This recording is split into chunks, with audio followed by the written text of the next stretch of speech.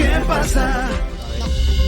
Nadie la derecha. Gracias por continuar en sintonía con nosotros. Aquí se hace un programa en la pausa y otro programa de cara a ustedes. Ustedes se pierden cosas muy interesantes cuando estamos en la pausa. O sea que hay que repetir la pregunta, la conversación. Lo que sí es que hoy nos complace muchísimo. Tenemos un invitado de lujo, muy destacado, muy activo en las redes. Fernando Abreu, que expresa, tiene un liderazgo, una visión política y muestra un compromiso nacional y frente a la sociedad muy interesante, y a nosotros nos complace muchísimo recibir esta tarde a Fernando Abreu, además presidente de Think Tank. Uno aprende de todo. Yo quiero que él me explique lo que es verdad y cómo se aplica, claro. Sobre todo, cómo se traduciría, que es un tanque de pensamiento, si lo traducimos literalmente. Centro de pensamiento en español. Lo que sí que nos complace muchísimo. Yo hace Muchísimas tiempo gracias. que estaba detrás de Fernando porque me encanta, tienes así, gracias, muy vehemente en todo lo que defiendes. Sí, para mí es un honor estar acá, y sí es así. Lo que pasa es que son las ideas que nos apasionan porque realmente queremos solucionar los problemas de la nación. Y yendo a tu pregunta, un think tank, que es un centro de pensamiento, es precisamente eso. Es una institución que se dedica a crear y promover políticas públicas para resolver todos los problemas de la nación: economía, desempleo, pobreza, medio ambiente, educación, salud, etcétera, todo, seguridad ciudadana, todo. Pero lo más Inmigración ilegal. él es Y de candidato a ahí, diputado por la circunscripción exacto, número 1 del Distrito Nacional también, por el partido Patria Libre. Mi cuenta es @Fernando Abreu _única vía en Instagram. En Instagram. Patria Libre. Y Patria Libre, en base a ese think tank que desarrolla estas políticas, es el partido que se formó ya para no solamente quedarnos en lo que se llama la batalla cultural de ideas, es decir, en promover estas ideas ante la sociedad, sino pasarlo al terreno político para que se vuelva realidad, porque lamentablemente la batalla cultural es muy necesaria para que la gente entienda la verdad, pero no es suficiente, porque sin entrar a la política no se puede convertir en realidad. Entonces, Fernando, tú eres una persona de derecha, abiertamente. Sí. El partido promulga las ideas de derecha, sí, en términos económicos. Para y en ser términos... más preciso, nueva derecha, Ajá, para ser más preciso. nueva derecha. Hay una diferencia, pequeña diferencia, porque muchos de lo que se llamaban derecha en la historia de Latinoamérica y del mundo completo traicionaron sus principios, se volvieron en una derechita cobarde centrista que realmente no era derecha. Yo te digo Entonces, que este muchacho le llama las cosas como son. Entonces, ejemplos de eso es, por ejemplo, Rajoy en España, Feijóo ahora del PP en España, Macri, aunque ahora se está liando Milei, ahora se está yendo el camino correcto, pero Macri históricamente, Duque también, que fue un fracaso, Piñera, que también fue un fracaso. ¿Por qué? Porque traicionaron las políticas de derecha y los principios de derecha. No bajaron impuestos, no bajaron el tamaño del Estado, el gasto público, el endeudamiento, y incluso en los temas sociales se sometieron a la Agenda 2030, apoyaron muchísimas cuestiones de feminismo radical y muchísimas cuestiones que dejaron ser totalmente de derecha en todo, tanto en lo político y el espectro social como en lo económico. Eso no se ofrece en campaña. Sí. Mi pregunta viene al patio. ¿República Dominicana está preparada para esas ideas de esa nueva derecha? Porque aquí uno no sabe quién es de derecha y quién es de izquierda. Todos son como del centro y se supone que un partido venía de izquierda. Pero tanto juntos, manso con cimarrones, manso con cimarrones. Si tú me das tiempo, te hago un poco de historia para que poner todo en tu contexto, por ejemplo, de tiempo, porque hay mucha confusión con ese tema. O sea, realmente República Dominicana era muy ideológico antes. Cuando digo antes, estamos hablando a partir de Trujillo y hasta la caída del muro de Berlín, o sea, hasta el 89, 90 y 91 por ahí. En ese tiempo, ¿se acuerdan de la era de Juan Bosch? ¿Se acuerdan de la era del 14 de junio? ¿Se acuerdan de la era también del primero PRD, PLD, que el primer PLD era marxista abiertamente? De hecho, la separación entre Bosch entrando al PLD fue después de que declararse abiertamente marxista y hacer una unión más fuerte con Fidel Castro, etcétera. El discurso de todos los partidos era muy de izquierda, todos. No había nada de derecha. Incluso el propio Balaguer, lamentablemente, aunque mataba comunistas, como dicen, eso de matar comunistas es porque los comunistas eran una amenaza a su poder y los comunistas le hacían guerrilla y trataban de hacerle golpe de Estado. Y la izquierda también se mata entre sí. Los comunistas matan comunistas. Stalin mataba muchos comunistas, Fidel mataba muchos comunistas y era por poder. No tiene que ver, porque eso no lo hace de derecha a Balaguer. Si nos ponemos a ver las políticas públicas de Balaguer, fueron reforma agraria, eso es expropiación de muchas tierras, que es lo que dice el manifiesto manifiesto comunista que hay que hacer, mantenía muchos altos impuestos mucho tiempo, alto gasto público, incrementó no solamente el gasto público, la deuda, hizo controles de precios como si fuera la Unión Soviética, algo que es ridículo hoy en día. Yo tengo que corregirte, Fernando, porque pero en la época de Balaguer, en cuanto a deuda, de alto endeudamiento, sí no se le puede acusar al presidente Balaguer. Te voy a explicar por qué. Él lo recorrió al final. Pero Balaguer llegó a tener un 80% de deuda respecto al PIB. Ahora, ¿qué pasa? Se volvió a la derecha y aquí está con la neta. ¿A partir de qué año? Cuando dije que cambió todo. Todo cambió a partir de la caída del muro de Berlín, de que se le ganó el socialismo y la Guerra Fría terminó. A partir de eso, era una moda volverse liberal, clásico de derecha, o sea, libertad económica. Y después que Balaguer habla con Reagan, es que Balaguer comienza entre el año 90 y 92, entre esos 2 años, porque entre el 99 y el 94 volvió para atrás a la izquierda y hasta el 96 también volvió para atrás a la izquierda. Pero en esos 2 años, ¿qué hizo Balaguer? Frizó el gasto público, eso hizo también que el endeudamiento cayera de un 80% del PIB a menos de un 30% del PIB en esos 2 años, solamente con no subir el gasto público. Y encima de eso fue el único que redujo impuestos, hizo la reforma fiscal del 92, que fue hiper exitosa, que bajó los impuestos de 45% a menos de un 25%, y eso hizo una explosión de capital y de riqueza en ese tiempo, que gracias a eso tenemos todas las franquicias que tenemos y hubo una apertura económica que tenemos. Esto era mucho más, esto era un campo grande, como se decía literalmente el país, y se avanzó mucho en el país gracias a eso, pero de vuelta volvieron para atrás, que fue el problema. Entonces, si Balaguer fue de centro izquierda la mayoría de su tiempo, con excepción a esos 2 años. Entonces ha sido, por lo menos se puede decir que ha sido el único político que por lo menos por 2 años fue de derecha desde lo trinitario. Yo no me entro en discusión con Fernando, pero está bien. Pero entonces, ¿qué pasó? En esa época todo el mundo era de izquierda, incluso el propio que era de derecha era centro izquierda. No era menos que izquierda que los demás, pero todavía estaba en el espectro de centro izquierda. A partir de ahí, ¿qué pasó en la República Dominicana? Eran tan de izquierdas y tan resentidos los partidos políticos y los políticos de la República Dominicana, que en vez de irse a la derecha, ¿qué hicieron? Neutro, desapareció. Desde el fin de las ideologías, como dicen. O sea, desaparecieron el discurso ideológico y se convirtió en un tipo de parasitismo político, poder por poder, y simplemente... ¿Por qué eso pierde voto? Porque eso no gusta.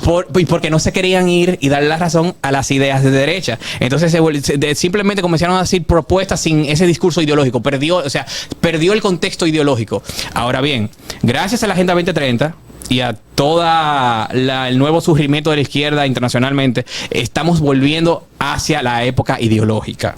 Y de hecho es natural en el desarrollo de toda nación que en la política se alinee todo de forma ideológica y que viene la ideología. Porque la ideología es útil en una sociedad política.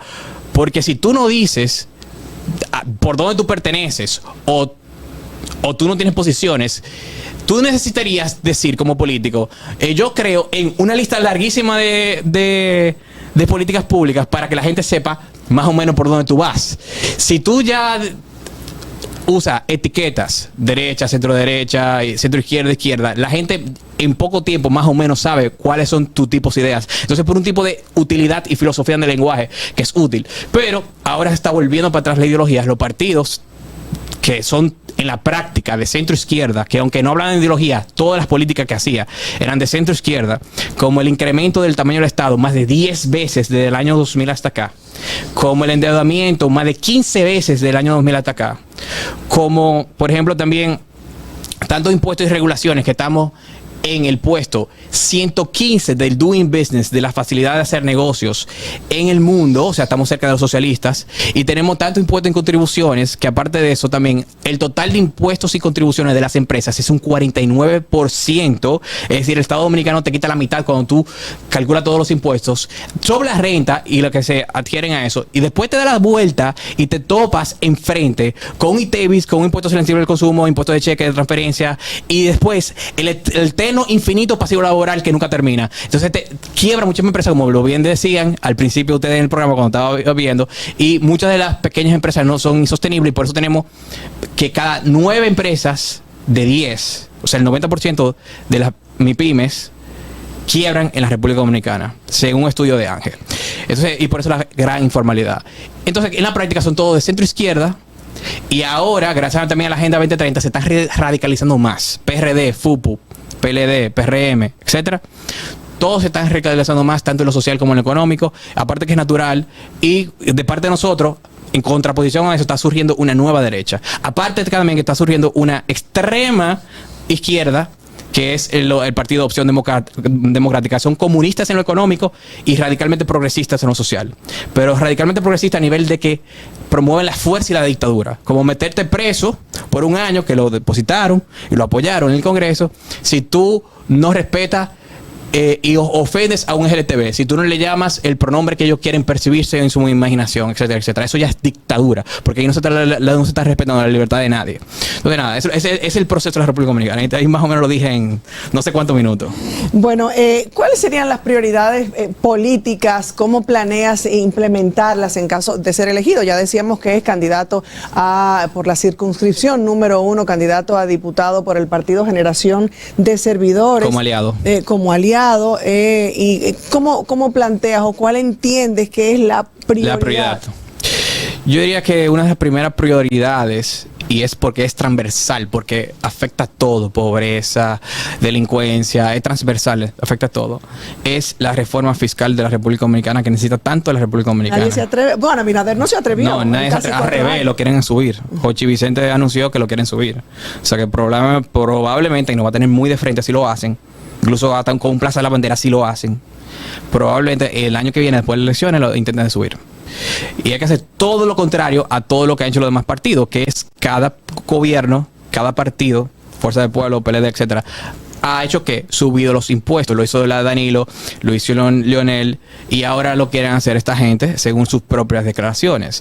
Y lo que necesitamos es todo lo contrario. Lo que necesitamos es reducir impuestos para que venga un mar y una lluvia de inversiones a todos nuestros sectores, a todos nuestros barrios, que eleve la calidad de vida de cada dominicano, de cada ser humano en este país, literalmente. Y que funciona en todos los países que se aplica, porque todos los países que tienen menores impuestos y menores regulaciones son los países que tienen menos pobreza, menos desempleo, mayor PIB per cápita, mayores salarios, mejor índice de calidad de vida, mejor índice de felicidad, mejor índice de prosperidad, mejor desarrollo ambiental y menor corrupción. Eso es transversal. Eso y suena también muy bonito, pero eso criminalidad. Es tan fácil lograrlo. Bueno, ellos tienen miedo. ¿Por dónde empezamos?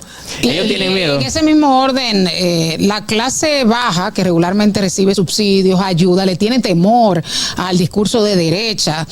Porque creen que le vamos a quitar los subsidios. ¿Cómo tú le vendes ese mensaje a una persona que recibe ayuda? Porque nosotros no le vamos a quitar los subsidios. De hecho, pero no se lo vamos a quitar siendo coherente con los principios de derecha. Porque la derecha cree también en la solidaridad. La derecha cree en lo que se llama la teoría de la ética de emergencia. Yo te digo porque en Argentina hay mucho temor porque hay muchos subsidios del Estado y hay mucha ayuda. Eso es lo que la posición de allá, en el caso de allá es el kirchnerismo, le vende a la ciudadanía para meter miedo, que le tenga miedo a la derecha. Pero eso es falso. Milei, en el caso de Argentina, que la derecha de allá, la libertad. Dicen que tú te pareces mucho a Milei, sí, porque él me ha apoyado incluso, o sea, sí, pero ¿cómo funcionaría en este país, por ejemplo, de no quitarle la ayuda social? Porque ahí se derogan muchísimos recursos y para eso hay que tener impuestos. O sea, ¿de dónde vas a sacar el dinero si tú vas a bajar los impuestos? Esa es la gran pregunta. Es que cuando uno reduce las tasas impositivas, la recaudación no cae. De hecho, hay una carrera, y te voy a poner el ejemplo de la República Dominicana cuando se hizo. Fue lo contrario, subió. Y te voy a explicar por qué también. Pero primero vámonos con las estadísticas. En el mundo completo, usando la muestra completa, los países con menores tasas impositivas, eligiendo cualquier tipo de impuesto, por ejemplo, el impuesto a las sociedades, a empresas, son los que tienen mayor recaudación per cápita. A menor tasa impositiva, mayor recaudación per cápita.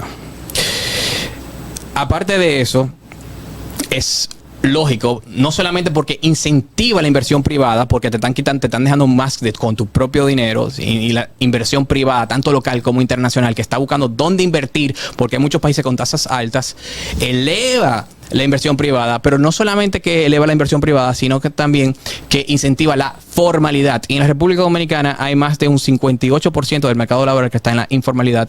Y si nos vamos a las MIPYMES, hay el 90% de las MIPYMES, de la micro, pequeña y mediana empresa, opera sin RNC. Por el atraso fiscal que hay, por el saqueo fiscal que hay. Yo no lo culpo. Es que es imposible. Te ahogan, te exprimen.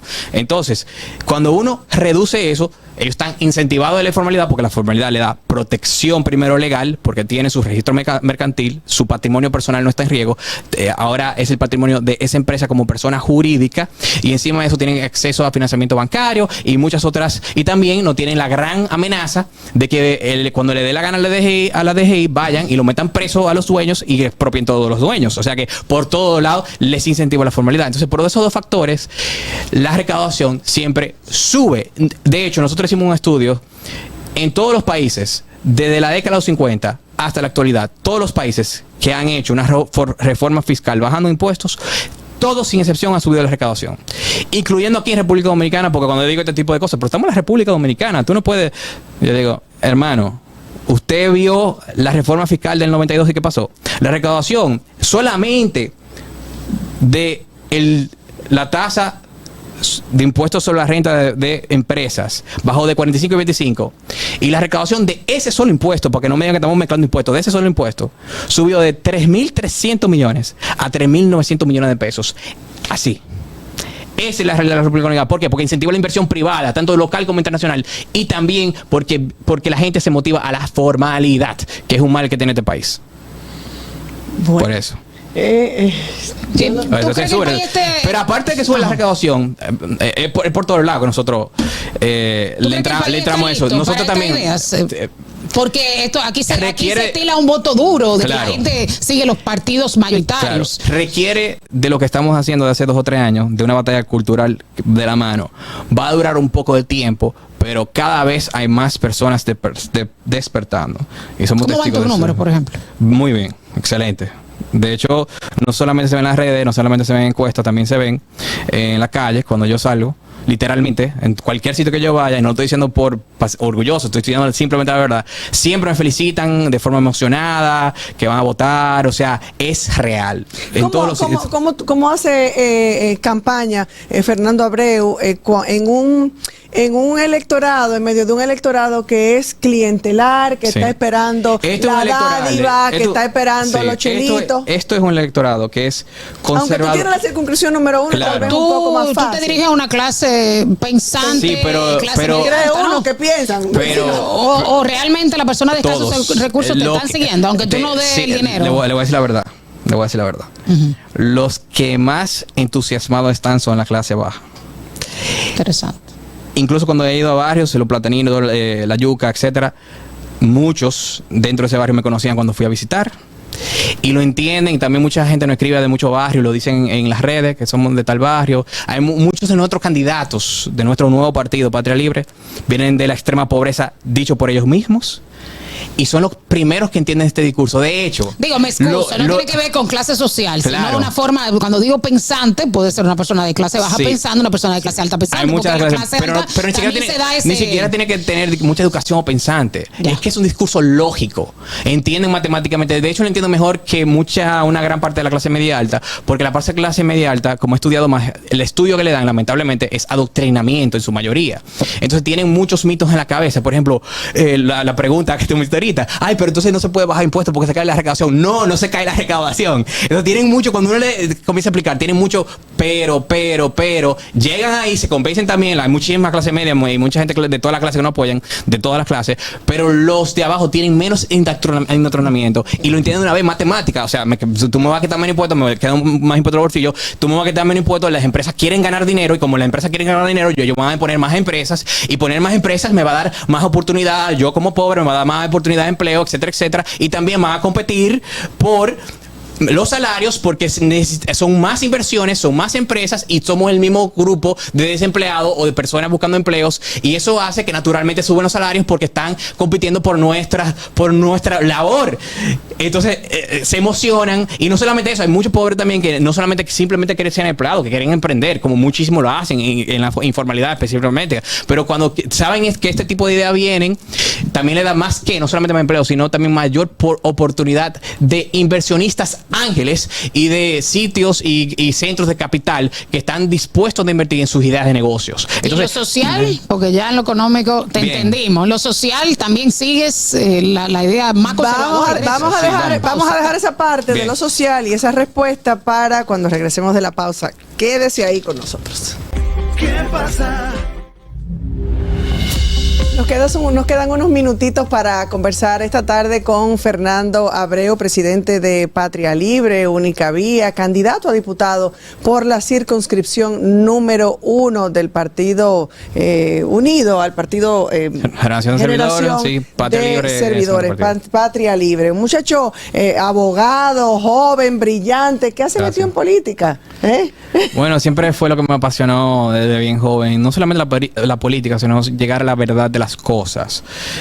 Muy bien joven, es un método que se llama epistemología, es una filosofía que se llama epistemología, que él estudia el conocimiento científico para llegar a la verdad de las cosas mediante el método científico, evidencia empírica, lógica científica, filosofía del lenguaje y límite del conocimiento. Un poco complejo, pero eso prácticamente es. Y a través de eso uno se inserta en todas las ciencias, especialmente las ciencias sociales, desde historia, economía, política, derecho, filosofía jurídica, filosofía moral, que le estudia el bien, el mal, etcétera, etcétera, y psicología también. Y a partir de ahí uno puede llegar a la verdad de las cosas y con la verdad que se resuelven los problemas, y por eso nos estamos metiendo en esto. Aquí los políticos no hablan necesariamente, ¿verdad? Creo que Yasmín te dejó una pregunta antes de irnos a la pausa. En lo social, sí. República Dominicana es más conservadora que en lo social, progresista. Correctamente, más conservador. En lo económico. Explica rápidamente, en lo social, ¿cuáles son tus ideas? Quiero saber cuáles son las leyes también en las que te vas a enfocar cuando tengas el Congreso. En lo social somos 100% pro vida, en contra de las causales. Tendría que, sinceramente, lo que me están escuchando actualmente, los que ustedes han escuchado a favor de las causales y las personas de ustedes que son pro causales son por algunas falacias y mentiras que le han dicho, no es como le han dicho. Si ustedes dan a más, profundizan más en cada una de las causales, se van a dar cuenta que es un fraude completo. Claro. Por ejemplo, en la primera causal, el riesgo de la vida de la madre, no es cierto que los pro vida quieren matar a la mamá. De hecho, o quieren matar al hijo. De hecho, lo que se propone es que se traten primero de salvar las dos vidas, y si no se pueden salvar las dos vidas con un protocolo médico, entonces se prioriza la vida de la madre. En ningún momento un pro vida en esa cosa deja morir a la madre, siempre prioriza la vida de la madre, pero con un protocolo. Lo que pasa es que la otra lado es tan irresponsables que quieren prostituirlo, volverlo ambiguo, incluso por salud mental, psicológica, que se convirtió en un relajo, y que de una vez comiencen y intercedan y destruyan a pedacitos esa vida del ser humano, que es una vida biológica, genética, desde el principio de la concepción. Entonces, no es y así mismo se van a dar cuenta la otra, es imposible. Y el tema del GLB. Bien, entonces vamos para allá. Okay. Entonces, sí, porque nos queda poco tiempo. Con ese tema, nosotros estamos a favor de la libertad y los derechos de todas las personas, incluyendo los LGTB. Ahora bien, lo que nosotros... Sea lo que usted quiera hacer, ¿verdad? Tú te puedes autopercibir como tú quieras. Si tú te crees Superman y te quieres tirar por un cuarto piso, ese es tu problema. O sea, nosotros no nos metemos contra tu libertad de expresión, de pensamiento, de asociación, etcétera, etcétera.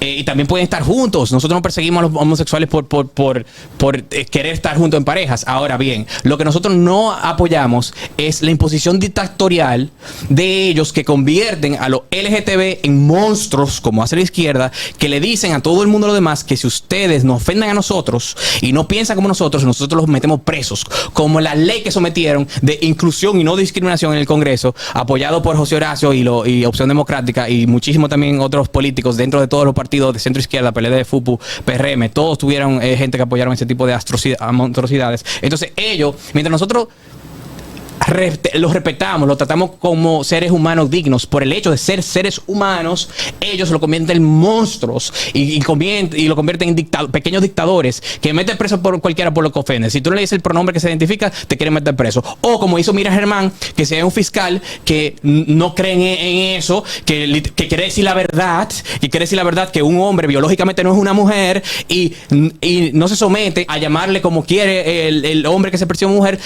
Mira Germán lo quita del trabajo, como dijo su resolución, te cancelan, la cultura de cancelación. Entonces, y hay muchos LGTB que son de derecha, ojo, hay muchos LGTB que son de derecha. Entonces, si un LGTB quiere que un partido que lo trate como digno, como ser humano, que lo trate igual que todo el mundo, con todo lo demás, sea de derecha, no se deja convertir en un monstruo dictatorial por la izquierda, que es todo lo que hace la izquierda, que lo convierte en un ser humano detestable, y hace lo mismo con las mujeres también, con el feminismo radical.